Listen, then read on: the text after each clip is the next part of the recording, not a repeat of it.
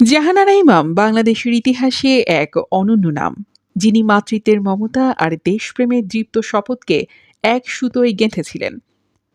১৯২৯ সালের ৩ মে বর্তমান পশ্চিমবঙ্গের মুর্শিদাবাদে তাঁর জন্ম।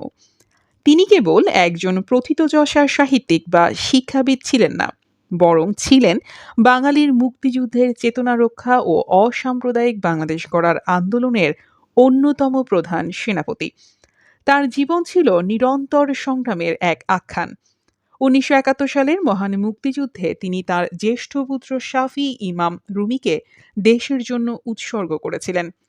যুদ্ধের সেই উত্তাল দিনগুলোতে রুমির বীরত্ব এবং একজন মায়ের উৎকণ্ঠা ও শোকের যে দলিল তিনি ৭১-এর দিনগুলো গ্রন্থে চিত্রিত করেছেন, তা বাংলাদেশের ইতিহাসের অন্যতম শ্রেষ্ঠ এবং মানবিক দলিল হিসেবে স্বীকৃত।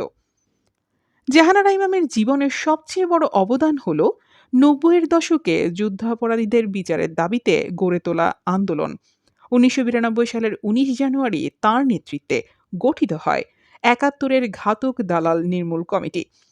ঘাতক দালালদের বিচারের দাবিতে তিনি অসুস্থ শরীর নিয়েও রাজপথে নেমেছিলেন এবং শহীদ মিনারে ঐতিহাসিক গণ আদালত বসিয়ে প্রতীকী বিচার সম্পন্ন করেছিলেন।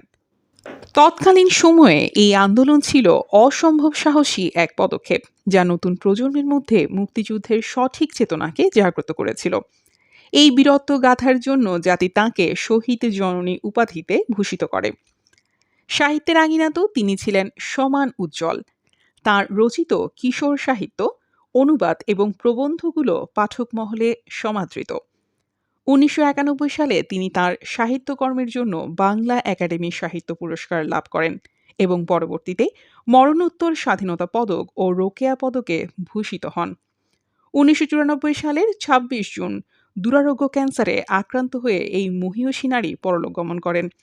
জাহানারা ইমাম আমাদের শিখিয়েছেন কিভাবে ব্যক্তিগত শোককে শক্তিতে রূপান্তর করে জাতীয় স্বার্থে বিলিয়ে দিতে হয়।